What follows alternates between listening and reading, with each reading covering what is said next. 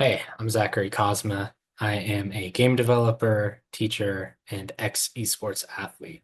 Today I'm here with Adam, and we're going to be talking about self-mastery. And what is self-mastery? I think this is a really important concept, especially if we hone in on playing to win video games. But even in your everyday life, self-mastery is everything from how you act to who you choose to be and your awareness over not just those, but the impacts of those decisions. Self-mastery is something that probably no human on earth truly has, but that we all aspire to.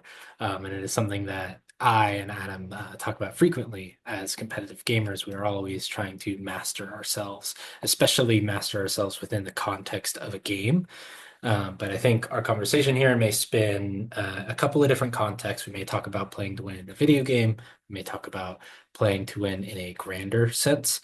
But if it is in that grander sense, the context for that self-mastery is mastery over your life, over the things around you, how you're spending your time, what you're doing, what you're investing in, how you use your money, how things go around. So while this is a topic that is really easy to talk about in the context of a game, we can also break that context because those same lessons and mentality applies over how you master your everyday life.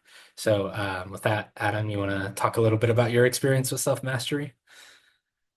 Yeah, the point that I want to make that's good from my experience, and then we'll go into the not so good, and then what blocked me when I was younger was I remember training camp for basketball, and I had an ex-professional basketball player coach, and when I was young. So basically, I went to training camp in the summer, and I don't even remember hanging out with friends or having fun. I was just up in the morning playing basketball, and then I would have training also in the afternoon. So it was 2 times a day I'd practice. First time my own, and then the second time with my team. But after all that training, I became a City League champion. And basically, not having any fun during the summer rewarded me after a long period of time. And a lot of people would think like, oh, great, that's cool that you can, have that kind of self-mastery. But then I was like, I didn't really have any self-mastery. Like it wasn't about discipline. It was just like I didn't have a choice. It was like I either go practice 2 times a day or I'm off the team. Like you don't really have an option in that regard. So a lot of people they look at their environment and they're saying, why can't I achieve the things that I want to achieve? And I'm just saying, well, it might be the people you're surrounding yourself with. It could be the physical location that you're in. It's not conducive to your goals and the objectives you want to attain. Or it could be the kind of mental space, the thoughts that you're occupying. They're not helping you in terms of having that effective control over your reality. So for me, I did not enjoy basketball all the time. I was just absolutely determined to practice no matter what because I didn't want to be removed from the team. I didn't have to face the consequences with my family, and then all the major second and third order consequences that were negative with those decisions. And so for me, what ended up being bad later was once I had a discipline, once I had the self mastery, it was just a little bit. It wasn't enough to sustain my actual practice for basketball. And so I was thinking, well, what can I do that's going to help me change my perspective? And I thought about video games and I thought about having fun with my family and friends. That was something that actually motivated me long term rather than just waking up in the morning to play basketball by myself. And so a lot of people might think that's a little bit silly. Why would you choose video games over basketball? And for me, it's like, I'd never wanted to be a professional basketball player. I just wanted to have fun with my friends and family playing games. That was simple. It's something everybody can relate to, and it's something that no matter what happens on the basketball court, I can go home and have fun with my family and friends. So that can't be taken away from me. The basketball court you can get kicked from the team at any time. And so what happens later when I had a roadblock was a lot of people were asking me the question, why would you choose esports when it's not profitable? It's just a marketing venture. It's not designed to be uh, something that is earning a ton of money. And I was thinking, if I did this only for money, this would not be a realistic experience for me to have all these monumental potential events happen, and they'd be in quick succession. So, building my first gaming company when I was in high school to trying to build the discipline with basketball before that, and then trying to work with different gaming companies, and then doing things in regards to building up my physical health as an athlete. All those things, I applied that to video games and esports, and it was super great.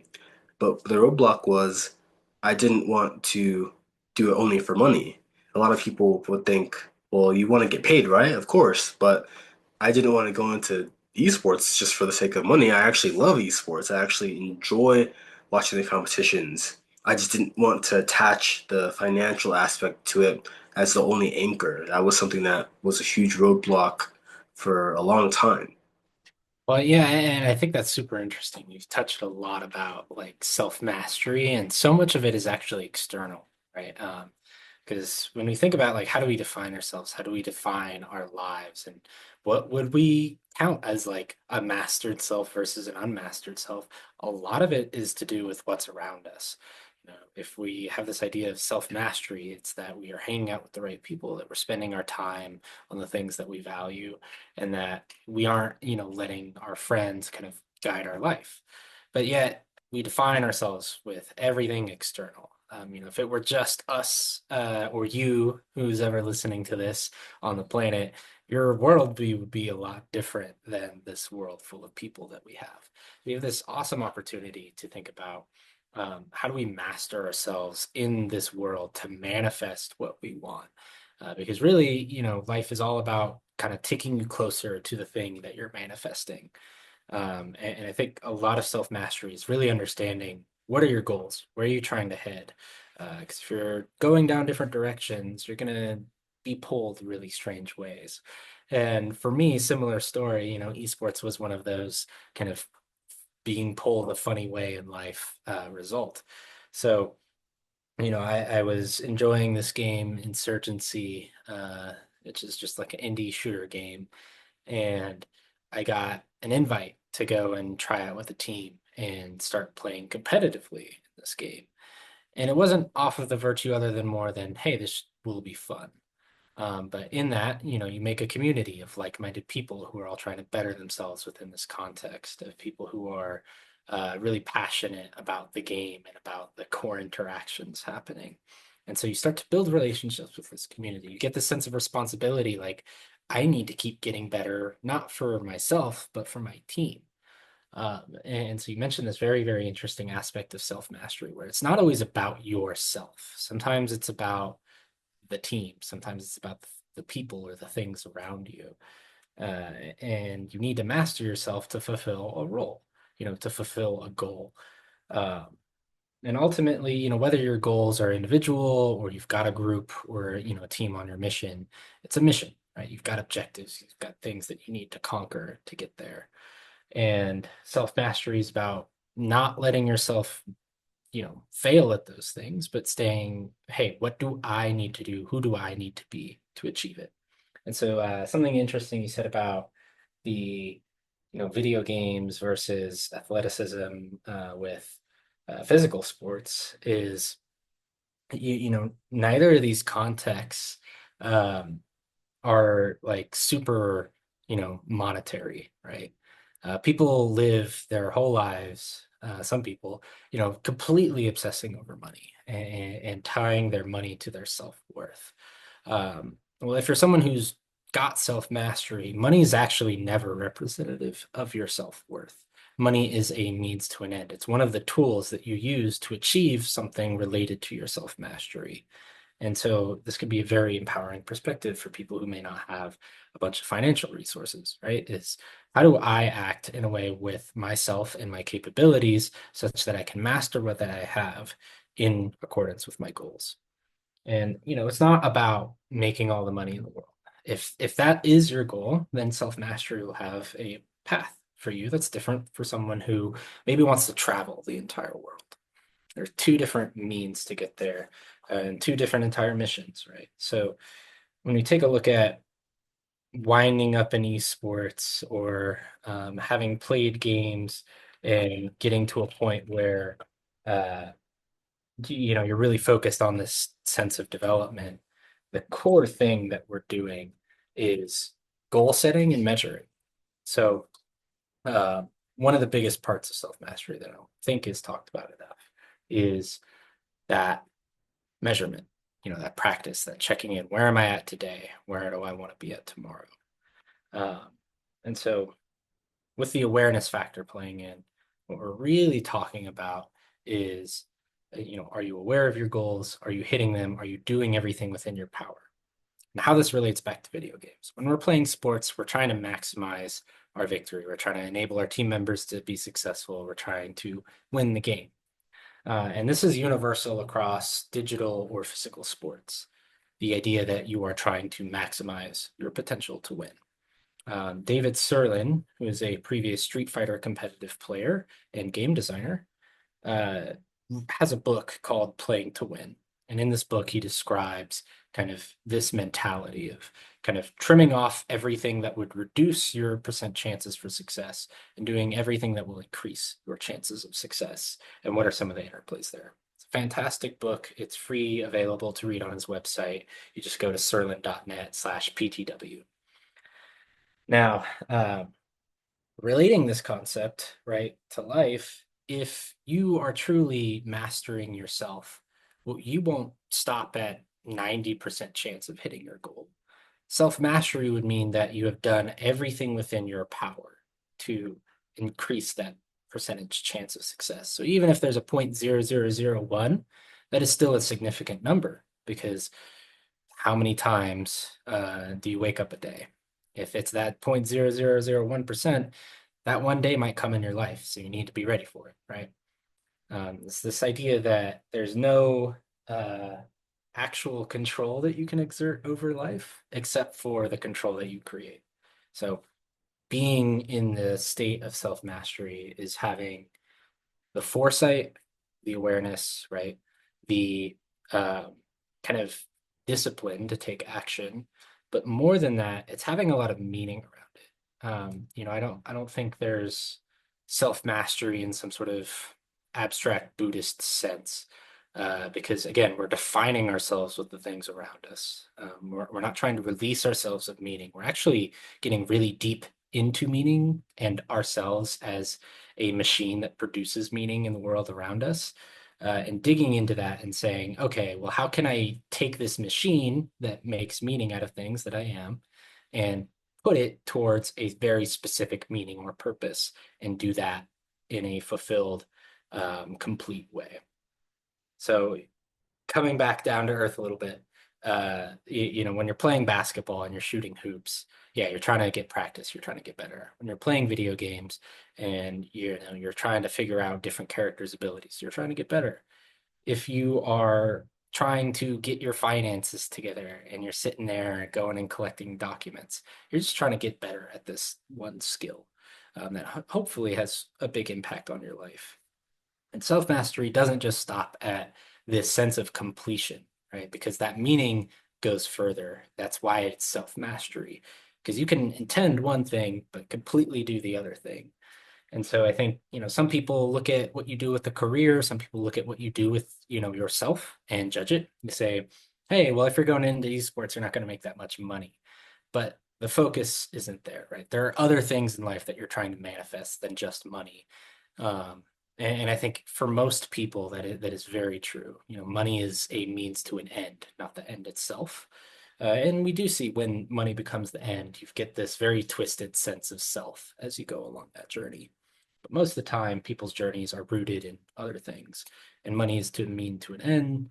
With that, uh, when we look at self mastery, it's not about who you are even or what you're worth. It's about what potential you have and how you carry that potential with you. And that reminds me of the old business barons, Carnegie and Rockefeller. So the way that these men operated, it wasn't just purely money focused, right? Having a net worth over 200 billion, that's impressive in a number of ways. But the problem is Carnegie and Rockefeller, one of them worked 16 hours, the other worked 2 hours. And so people often forget if you just remove money and think about self-discipline, one of these barons worked 2 hours, the other had to work more than quadruple that just to get a little bit higher net worth. And it completely ruined their health long term. And so people, I often tell them, if I just wanted money, I can go get a sales job or something and earn money. And like, that's not an issue. The issue is when you're trying to become disciplined and have self mastery, your reason why you're doing things in a certain way, it has to be so focused. Money is not going to be that aim. It's going to be something uh, far more advanced in terms of your psychological state or even spiritual development, if you believe in that. It's something where it's detached from monetary obsession. Yeah, it's kind of like the King Midas story, right? Like if everything you touch turns to gold, well, you can't actually eat that bread anymore. And so I think a lot of people obsess over money when it is the means to an end.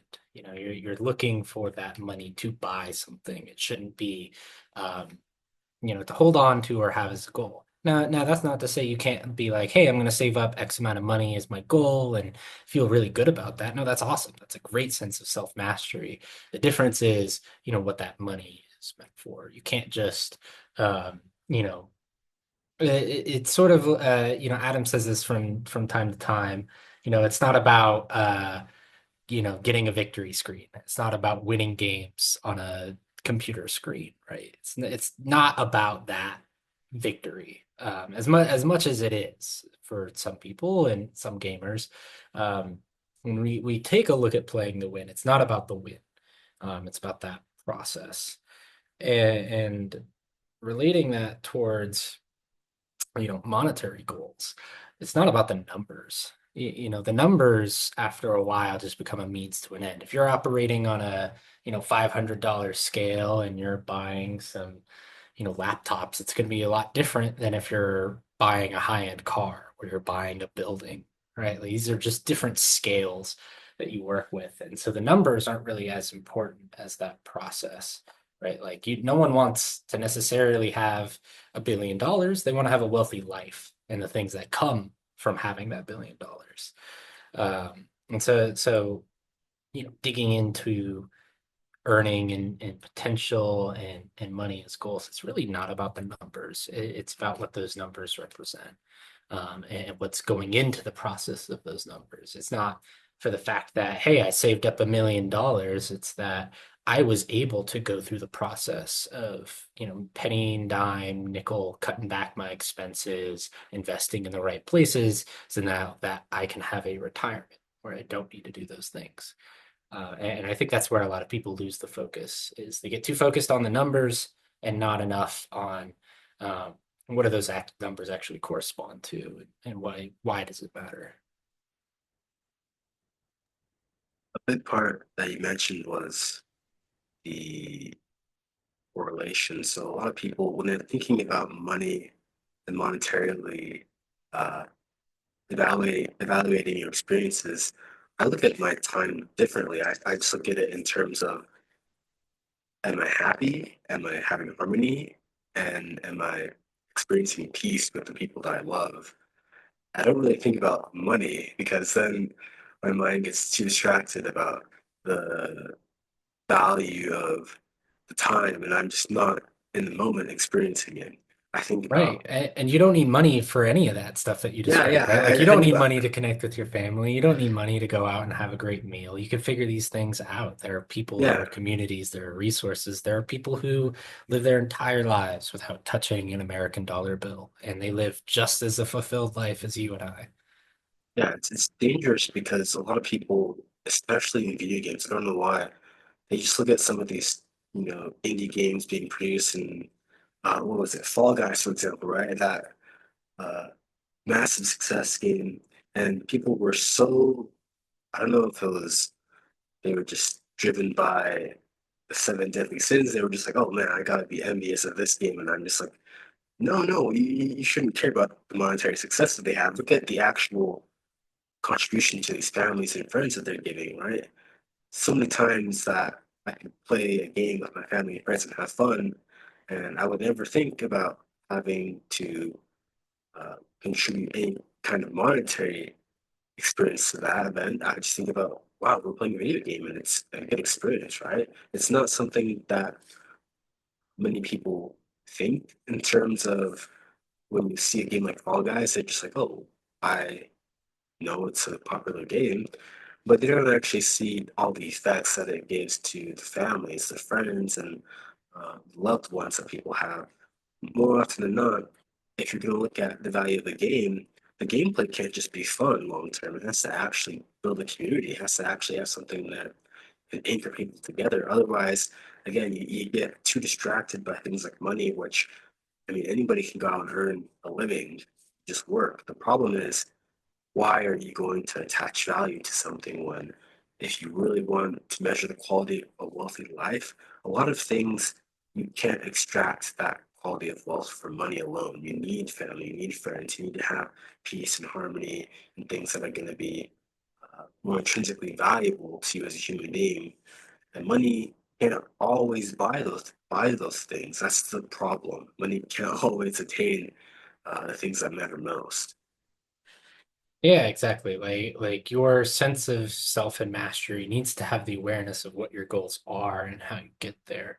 You know, if you're stumbling around navigating without a compass, you're not going to get very far in the ocean. And I think that's where a lot of people get lost is like, whoa, once I have all the money, I have all the answers and everything will come to me. But you got to know how you're going to spend that money because the money itself is not a goal. You get this sense that, um, you know, when you've got something that you want to achieve, uh, that there are things that are currently missing. And so you need to be really, really aware of what those are and what you're trying to fill in that space. Um, and I think like to a certain point too, you got to know like what do you need to do so that when you get there, you aren't sacrificing so many things along the way. Uh, you know, something you said uh, made me think about Fortnite, right? You know, people discredit this game so much because lots and lots of kids play Fortnite. Some families look at it as something that takes away from the family. Some families look at it as a way that adds. In either case, a lot of children and preteens and teens play Fortnite because it gives them a sense of community that is otherwise missing in their life. And not everyone has the self mastery to realize that's what they're doing. A lot of people just cling to that naturally because we're all trying to improve our sense of self, no matter where we're at on how self mastered we are. So, you know, we're still always trying to look to fulfill these voids or things that we feel like are missing, even if we're doing it sort of intrinsically or unconsciously. And so a lot of people discredit kids who play Fortnite for no good reason. You know, it's a community that they're building. It's something that they're engaging in that gives them a sense of control. And when Epic Games goes and raises a bunch of money for esports tournaments in Fortnite, it is not something that is you can make a living off of this or that hey, this is, you know, a new career path. Really what it is they're trying to say, hey, there's value in this community and what this community has created, and we want to see that value return to the community in a way that's really fun and engaging and creates memories and experiences for people because that's what people are coming to the game for, to create these memories, create these experiences with friends, and celebrate their awesome wins. So if we can do that on a scale where there is money kickback and prizes and reward money, great. It just pulls people in further and validates that this is a legit community that you are building, that you are engaging in, and not one that should be invalidated. Because for a lot of people, Fortnite is not going to change a single thing about their daily life, no matter who wins these global tournaments. But for other people, they're in these global tournaments. They matter. They're the definition of their life. This game, Fortnite, means so much to them because it gave them a sense of community or family that was missing in their life. And I think that's where a lot of people discredit games and they discredit even esports as a passion because it's looked at as something that's very, very niche or you know, not even sort of marketable in a weird way. When in reality, this is what happens when communities get big enough. We had a football community once, right? And this slowly grew and grew and grew till we had leagues. We had stadiums in every city. Till we had these international rivalries in soccer, right? Like we don't get to the point with these communities and these games where people are just wasting a bunch of their time. No, people are investing their time to get something out. And over time, the community scales. More people are investing, more people are involved. And so there's more demand for these bigger, greater events. I think very much people will undervalue esports without appreciating that it is heavily about self-mastery in the same way that mastering yourself and, you know, your mastery of your vices is important in creating a good home and family life. Now, one thing which I want to ask your opinion, how do you see things such as video game addiction nowadays? That's a very good question. And so I think this sort of perspective started in Korea, where they would observe people who are like gaming for hours upon hours, and even foregoing things like food, or showering or taking care of themselves. I think the most extreme example of this, there was a guy who was playing World of Warcraft for like over 48 hours, and he, I think, had only drank soda in that time and didn't drink enough soda even, and died of dehydration. And that's like, whoa, that's crazy. That's the level of, addiction when you hear that word bears the sense that this is a truly negative connotation. And I think self-mastery is so important in the face of addiction. So let's dig in, right? Video game addiction is very, very different to chemical addiction. So a lot of the things that I'm going to say are not going to be quite as relevant for chemical addiction, but I still think at the end of the day, you can become addicted to anything, whether it is chemical substance, digital product, experience, habit, anything. You can get addicted to picking your nose if you're so inclined, right? It's more a matter of the habits that you're building and how they align with your goals and self-mastery. So, um, there are totally use cases where you can abuse substance. There are totally use cases where you can abuse games and digital products. I do not think that that doesn't exist off of the virtue that these are different than other kinds of addictions. I think these are just addictions, right? So when we take a look at video game addiction, what we're talking about is someone who's built a dependency upon this habit of playing video games, and that could start to cause problems in their life. Just like getting addicted to a substance would be. It starts to cause other problems in your life, things aren't working. So really, it's all about trying to realign yourself in self-mastery and your goals. For someone who is trying to be a professional league player, if someone were to call them addicted to video games because they play 10 to 14 hours of League a day and then 2 hours of some other game that they play on stream, are they addicted? No, that's their lifestyle. That is who they are. That is aligned with their self-mastery and what they're manifesting in life. And even though you may not think its community is good because it doesn't look like your communities, that doesn't mean it's not. It's just different. Now, it gets different when it's someone who is not gaining things from this. Maybe it is someone who has clung to games out of the, need for a family or community that's missing, but then they invest too much time in it to the point they're not getting what they put in back. And I think it's always a tough thing to diagnose because there's a fine line between addiction and a, side habit, even if it's not super productive. So I think bleeding that line just takes self-awareness. It takes the self-mastery mindset, to kind of try and solve, right? Because you have to ground yourself in being a meaning-making machine and finding the way that that habit previously added meaning to your life, and then trying to change it and replace that with a different cause to generate that meaning or a different meaning to try and produce We see this in so many YouTube video game players. They started off playing one kind of game or one kind of experience or making one kind of content, and now they make something different. It's because they started to lean into it and learn, well, what am I doing that actually creates a sense of self and community? And I think for a lot of them, they fall into what's trending, what's the newest, latest indie horror game, what's something that other people are playing, because it creates meaning for them in their community. Unlike, maybe playing the same game that is actually their favorite game from 10 years ago or whatever. Yeah, point of intention I always had when I was younger is people thought that I was addicted to video games, but then I was explaining to them, hey, listen, I can become a professional coach, which I did. And then I actually made some kind of career pathway when I was younger out of gaming and esports. And a lot of people they just couldn't understand like all that time that I was investing into gaming. It wasn't because I was having fun, that's because I was trying to study the games. And if you don't study the games a lot, you just can't understand what the meta changes are. You can't understand especially in many of the FPS games, you can't understand what some of the new weapons are going to do when you're live testing them versus in a real match. And oftentimes, I just couldn't get out of that study practice. I just had to put in the hours each day.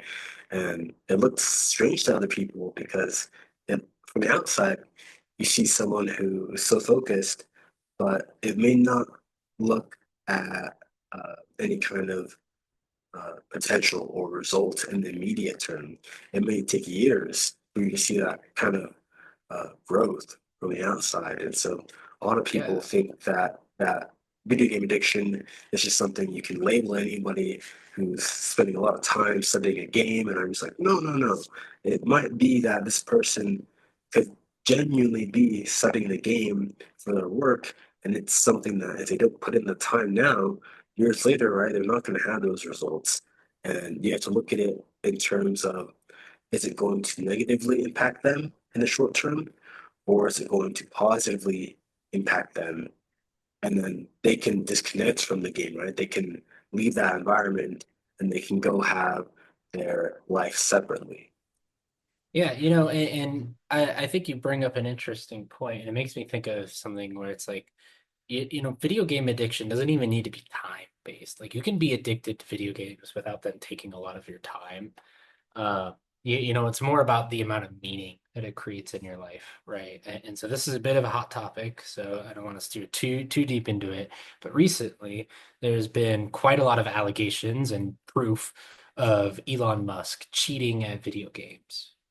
Buying other people's accounts, playing unfairly, kind of representing a fake status in the community. And I'd even wager that something like that is a game addiction because there's no way this person has the time physically to go and play Path of Exile 2 and Diablo and be a top 100 player in both of these games.